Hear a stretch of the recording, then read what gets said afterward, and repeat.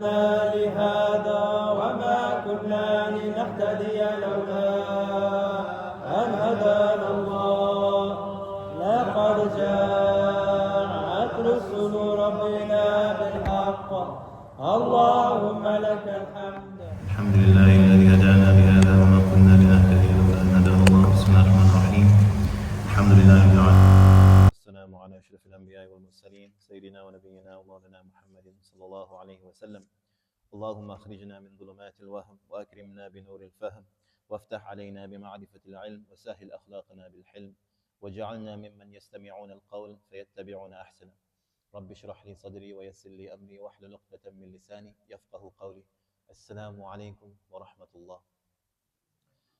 Alhamdulillah, the stars tonight were Surah Al-Anbiyah and Surah Al-Hajj. And the thing that, or rather the person that these two great surah have in common is Nabi Ibrahim alayhi salam. Surah Al-Anbiyah depicts Nabi Ibrahim's story of breaking with his past, breaking the idols, and looking towards a home, looking towards his future. And Surah Al-Hajj represents that. It is the only surah in the Quran where Allah subhanahu wa ta'ala refers to the Kaaba as Bayt al-Atiq, not once but twice. The ancient house. It is not without purpose or reason that Allah subhanahu wa ta'ala does this. It is to show us that this predates everything. This is your home. Even though you may stay in your house right now, that is your actual home. SubhanAllah. It is significant. The entirety of these two surah can be summed up in the last ayah of Surah Al-Hajj. And that is the ayah, inshallah, that I will tafsir tonight. Allah subhanahu wa ta'ala starts with profound words. He says, وَجَاهِدُوا فِي اللَّهِ. Not وَجَاهِدُوا فِي سَبِيلِ اللَّهِ. وَجَاهِدُوا فِي اللَّهِ. This word we all know, jihad. We understand it. Some of us understand it better than others. And even those who are non-Muslim understand this word as well, jihad. Even though incorrectly, but they understand it. Allah subhanahu wa ta'ala uses this word over here, وَجَاهِدُوا فِي اللَّهِ. Strive your utmost to Allah. Usually it's supposed to be in the path of Allah, fi sabilillah. But Allah subhanahu wa ta'ala has removed sabil. Again, not without purpose. Allah subhanahu wa ta'ala is showing that your striving to Him must have no intermediaries. وَجَاهِدُوا فِي اللَّهِ. And the Mufassirin say this jihad encompasses everything to do with striving. It is the most comprehensive term to do with striving, to do with actually working towards an objective. And that's why it includes fighting as well as striving against your own nafs, from one to the other. And some of the great scholars, the Arifin, have said the greater jihad is the jihad of the nafs. Because if you cannot fight your own nafs, how can you fight fi sabilillah? You will be fighting fi sabilin nafsik. You will be fighting in the path of your own self. And that is the danger of not being able to fight yourself firstly. So Allah starts by saying, وَجَاهِدُ فِي اللَّهِ حَقَّ جِهَادِهِ. As He deserves to be striven for. SubhanAllah, powerful words. It's like Allah subhanahu wa ta'ala says in another part of the Quran, اتَّقُوا اللَّهَ حَقَّ تُقَاتِهِ. Be conscious of Allah as He deserves to be conscious of. And SubhanAllah, what Allah deserves is beyond what we are able to deliver. But the point of this ayah is to do your best. Allah subhanahu wa ta'ala's way of saying, do your best. Not individually, together. Do your best together. And then Allah subhanahu wa ta'ala gives the reason why He puts this gigantic responsibility on you. Because right now you're thinking, Ya Allah, we can't even form a straight saf. How can we jahidu together for one purpose, for you? The most comprehensive, the best definition for jihad, I forgot to mention, is kalimatullah hiya al-ulya. That is the best definition. Making sure that Allah subhanahu wa ta'ala's word is the highest. SubhanAllah, isn't that? That's a very comprehensive definition. Making sure, striving to make Allah subhanahu wa ta'ala's word the highest. I think this is the best definition of jihad. So when Allah subhanahu wa ta'ala says, Jahidu fillahi haqqa jihadi, this is what you must strive for in your individual and your collective capacities. Why? Allah gives the reason. Huwa ijtabakum. That's why.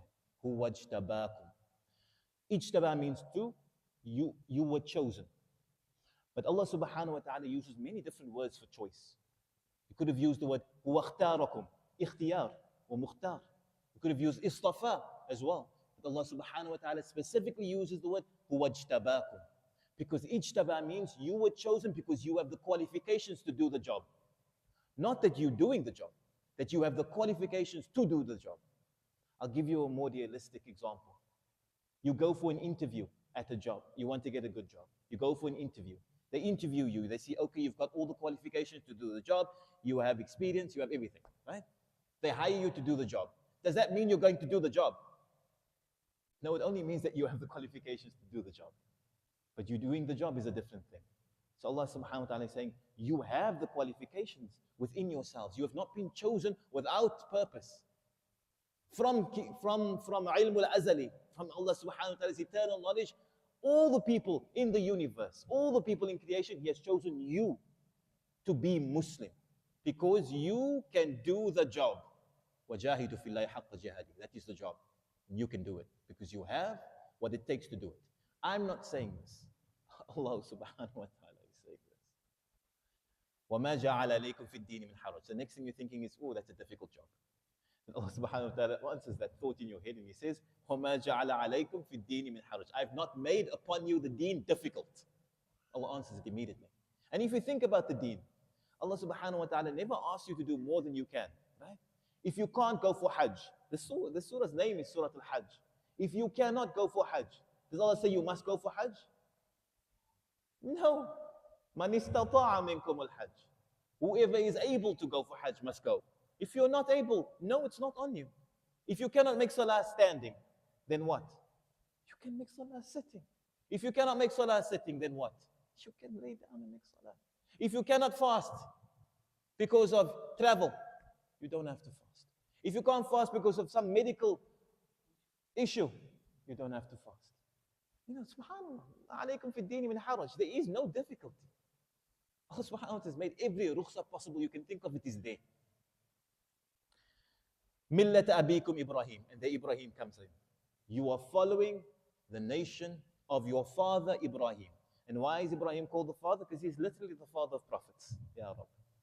Yeah? We've gone through the surah and we've done the lineage of both Muhammad sallallahu alaihi wasallam and the lineage of all the Israeliyat prophets, all the Bani Israel prophets.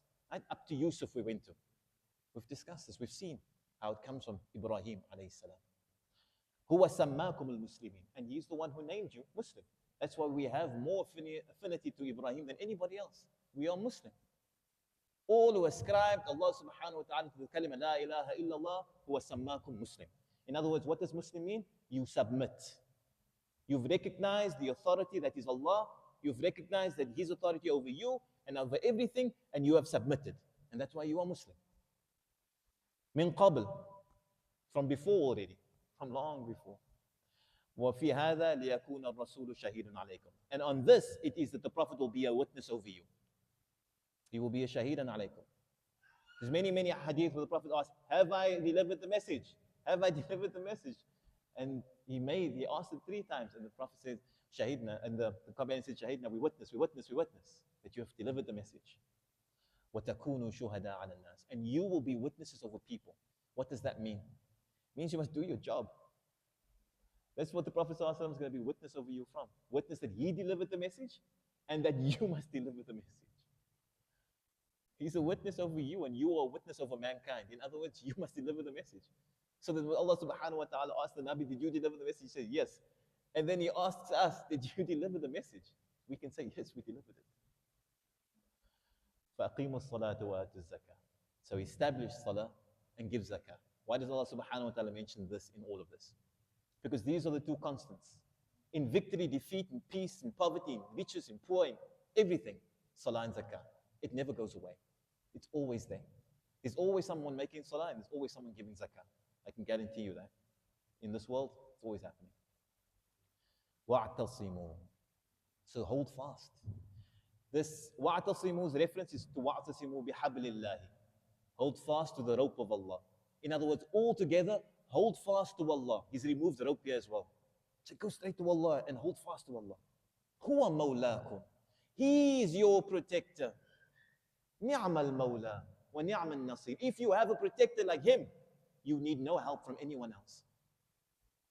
That's what Allah subhanahu wa ta'ala is affirming there. Ni'am al-Mawla. He is the excellent protector. Wa ni'am al-Nasir. He is the excellent helper. The helper who can help you and no one else can help you. That is Nasir. أقول قولي هذا واستغفر الله لي ولكم ولسائر المسلمين والمسلمات فاستغفروه إنه هو الغفور الرحيم.